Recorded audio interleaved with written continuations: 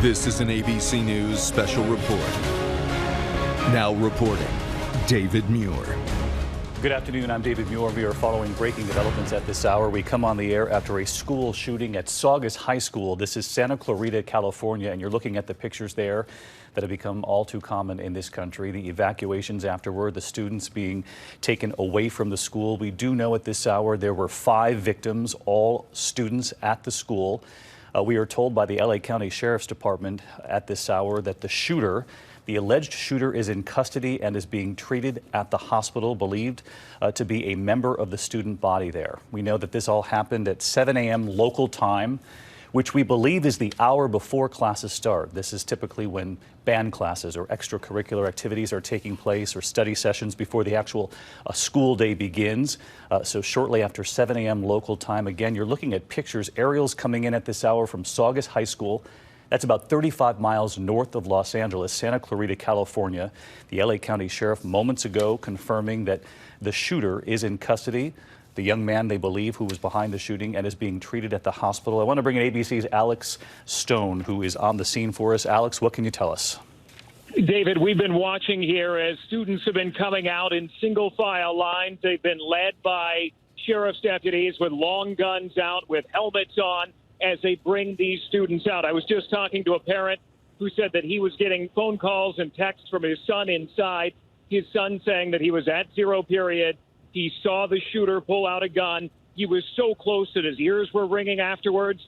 They have since been locked down inside a classroom with a firefighter, he and 7 other students, waiting for the sheriff's department to come in and say that they can come out. We know from officials here in Santa Clarita, 2 of the victims, at least 2, are critically injured right now. They were rushed to a nearby hospital, Henry Mayo Hospital, right down the road.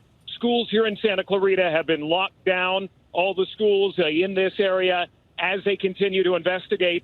Still a very active scene here right now, David. ABC's Alex Stone on the scene in Santa Clarita, California. You are looking at pictures coming in now of students being led away from that school. For some time, they have been on lockdown inside the school. You can see the emergency presence on the scene. Firefighters had gone from classroom to classroom, and as Alex just reported, 1 firefighter in a classroom keeping students in that classroom until they knew it was safe to allow them to leave. And again, that comes along with the news that they believe the alleged shooter is in custody, being treated at the hospital, as I mentioned a moment ago. And as you heard there from Alex, one of the witnesses describing the shots, his own ears ringing because it was so close to him. And as we have heard all too often here, students texting and calling their parents from inside the school walls. And you heard Alex reference what's called 0 period. That was what I was explaining at the top here. That's an hour before the scheduled school day begins. And during that hour, extracurricular activities. You're looking at live pictures overhead right now as students continue to be led from the scene. Obviously, some very tense moments playing out at Saugus High School. This is, again, 35 miles north of Los Angeles, where students this morning heard gunfire, many of them calling their parents, texting their parents to let them know that they were involved in a school shooting. It is believed that the shooter is a member of the student body. No name has been released as of yet, and certainly not a motive.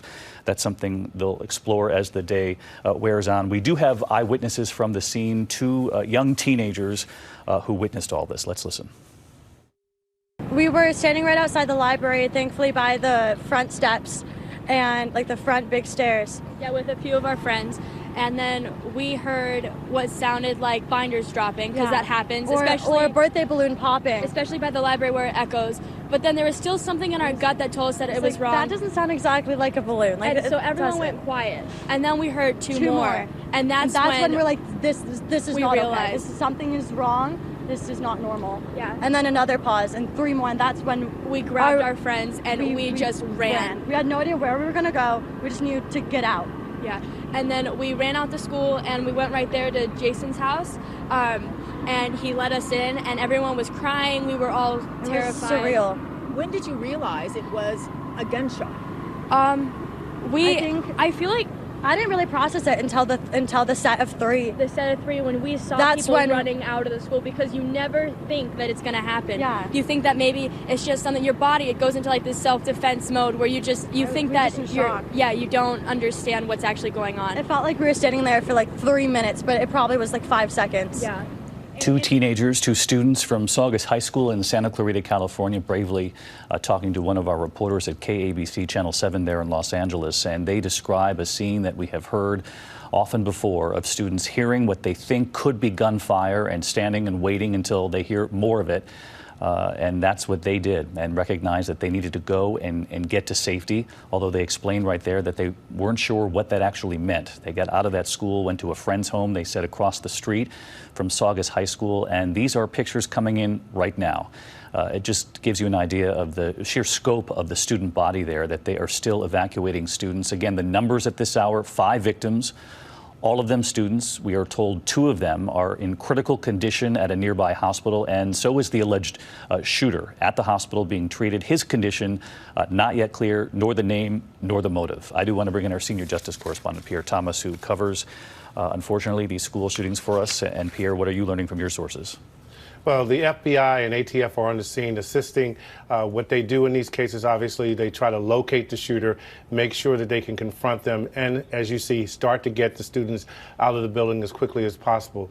David, one of the things that struck me about conversations with some of the sources this morning, they were discussing how commonplace this is becoming, the notion of people showing up in public places and shooting people. Just this year alone, we had the situation at the Walmart in El Paso, Texas.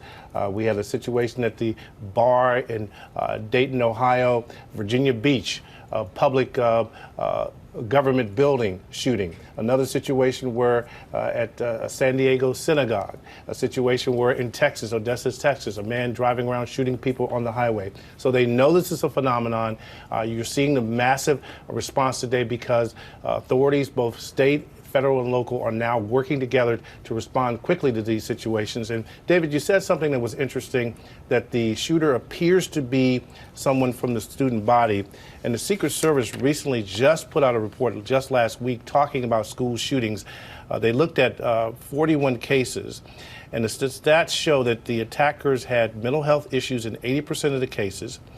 80% were bullied at the school. 71% had disciplinary issues at the school. And they also found that in 83% of the cases, the attackers had indicated some sense that they might do some sort of act of violence that for whatever reason was not followed up on, David. All very important information, although we certainly do not know the motive yet in this case. And we have been in this country studying these school shootings. And as Pierre points out, authorities trying to figure out what the common motive often is.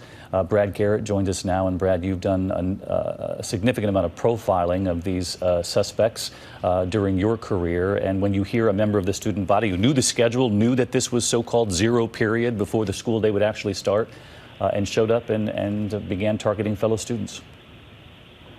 And it would appear, based on the hour, that maybe this was targeted, that he knew who was there, obviously, at 7-ish at the school. I'll also tell you, David, that the textbook of school shooters is there will be a long record of his behavior. In other words, he's talked about this to somebody. If he used a firearm, where he got the firearm, he may well have talked about that. At age 15, obviously, he's online a lot. There's probably going to be something online about him. So it's going to be a long, long record of his behavior. All right, Brad Garrett, Pierre Thomas, Alex Stone, our thanks to all of you. Again, Saugus High School, Santa Clarita, California. 5 victims, all students, 2 of them in critical condition. It's believed the alleged shooter is also in custody being treated at a local hospital. We do know there'll be a news conference this afternoon. If we learn more information, we will bring it to you, and we'll have a complete report coming up a little later on ABC's World News Tonight. I'm David Muir.